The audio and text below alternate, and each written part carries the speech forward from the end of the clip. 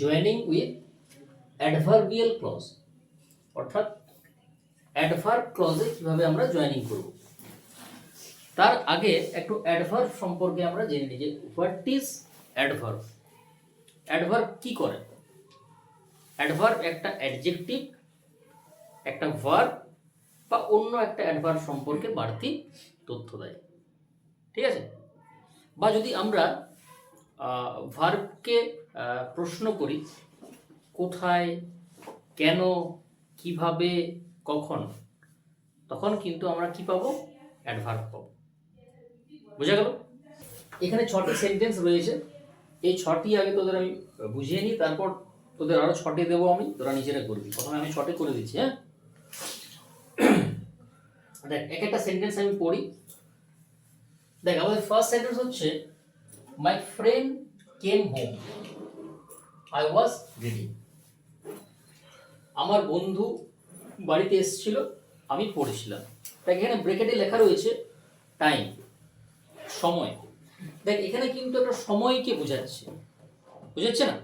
আচ্ছা, এই 6টা সেন্টেন্স যদি ভালোভাবে আমরা করতে পারি, বুঝতে পারি, তাহলে আশা করি অ্যাডভার্ব ক্লজ নিয়ে আর কোনো প্রবলেম থাকবে না। হ্যাঁ দেখ, প্র্যাকটিস তো করতেই হবে, আরও সেন্টেন্স আমরা প্র্যাকটিস করব, কিন্তু এই 6টি সেন্টেন্স যদি ভালোভাবে বুঝতে পারি আমরা, তাহলে পরীক্ষায় কিন্তু এখান থেকেই প্রশ্ন আসে।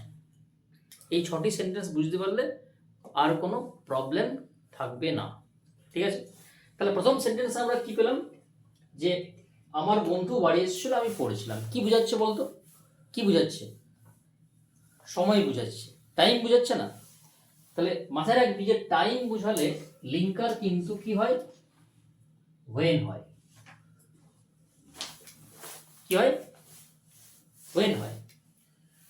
এরপর দেখ আমি কিভাবে জয়েনিং করব, কিভাবে করব? My friend came home when I was reading। কি লিখবো? My friend came home when I was reading, অর্থাৎ আমার বন্ধু বাড়িতে এসেছিল যখন আমি পড়ছিলাম। এখানে when মানে কিন্তু যখন। when মানে কখন হয় বলতো? কখন মানে when মানে কখন, তো এটা যখন প্রশ্ন করি তখন কখন হয়, তাই না? কিন্তু যখন জয়েনিং করবো তখন তখন মানে কি হবে? যখন। বোঝা গেল? আচ্ছা, এটা কিন্তু আমরা এইভাবেও করতে পারি যে আমরা ওয়েনটাকে আগেও লাগাতে পারি, যে when I was reading আমরা এভাবে করতে পারি কি, when I was reading কমা দিয়ে লিখবি মাই ফ্রেন্ড কাম, তারপর হবে মাই ফ্রেন্ড কাম। বোঝা গেল? তাহলে 1 নাম্বার নিয়ম কি? 1 নাম্বার কি বললাম? যে যদি সময় বোঝায়, কারণ আমরা ভার্বকে যখন কখন দ্বারা প্রশ্ন করি তখন সময়টা আসে, তাই না? তাহলে যখন সময় বোঝাবে তখন লিঙ্কার কি হবে? ওয়েন। এখানে 6টি লিঙ্কার থাকবে। আমি কি বললাম? এই 6টি লিঙ্কার যদি ভালোভাবে করিস আর কোনো সমস্যা হবে না। খুব সহজ করে, খুব সুন্দর করে বলছি, ঠিক আছে? তাহলে টাইম থাকলে কি হবে? লিঙ্কার ওয়েন হবে, 1 নম্বর। আচ্ছা, হয়ে গেছে।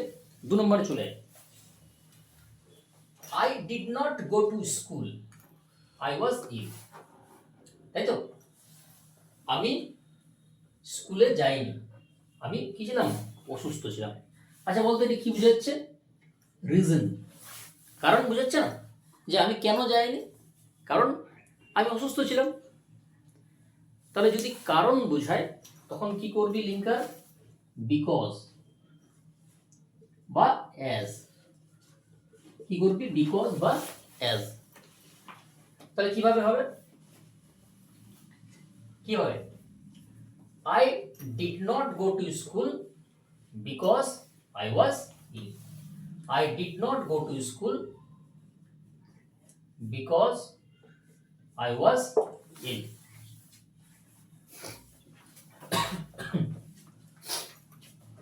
কি বললাম?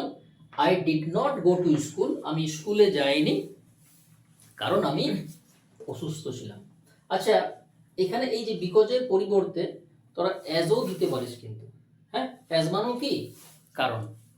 অ্যাজও কিন্তু দেয়া যাবে। বোঝা গেল? তাহলে দুটো লিঙ্ক 2 নম্বর ক্লিয়ার হয়ে গেল। যদি কারণ বোঝায় তখন আমরা কি করব, বিকজ বা অ্যাজ। ক্লিয়ার? চলে আই 3 তে। দেখ এখানে কি বলছে যে I was ill, I went to school. আমি অসুস্থ ছিলাম, আমি স্কুলে গিয়েছিলাম। এখানে দেখ কন্ট্রাস্ট বুঝাচ্ছে। কন্ট্রাস্ট মানে কি বলতো, একটা বিপরীত বুঝাচ্ছে না। যেমন আগেরটা কিন্তু একটা স্বাভাবিকতা ছিল, আমি অসুস্থ স্কুলে যাইনি, এটা একটা স্বাভাবিক ব্যাপার, তাই না? জ্বর হয়েছে, শরীর খারাপ, স্কুলে যায়নি, ইটস ন্যাচারাল। বাট এখানে দেখ শরীর খারাপ সত্ত্বেও কিন্তু তুই স্কুলে গেছিস। এবার কি জন্য গেছিস সেটা, পড়তে গেছিস না অন্য কোনো কারণে, সেটা আলাদা ব্যাপার, কিন্তু স্কুলে গেছিস আর কি।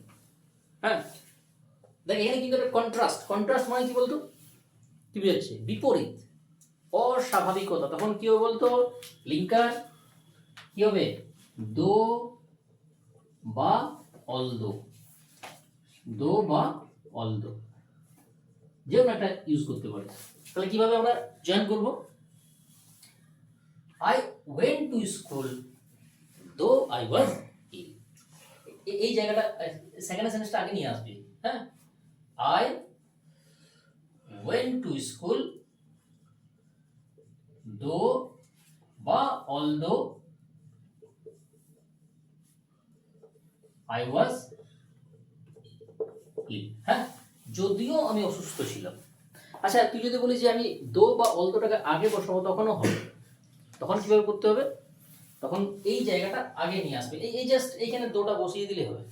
কি বলবো আমি, দো বা অলদো আই ওয়াজ ইল, কমা দিবি আই ওয়েন্ট টু স্কুল। যদি দো বা অলদোটাকে প্রথমেই বসাস তখন কিন্তু কমা দিয়ে সেকেন্ড সেন্টেন্সটা লিখতে হবে। আর যদি মাঝে বসাস তখন সেকেন্ড সেন্টেন্সটা আগে, মাঝখানে দো বা অলদো, তারপরে প্রথম সেন্টেন্সটা। বুঝা গেল?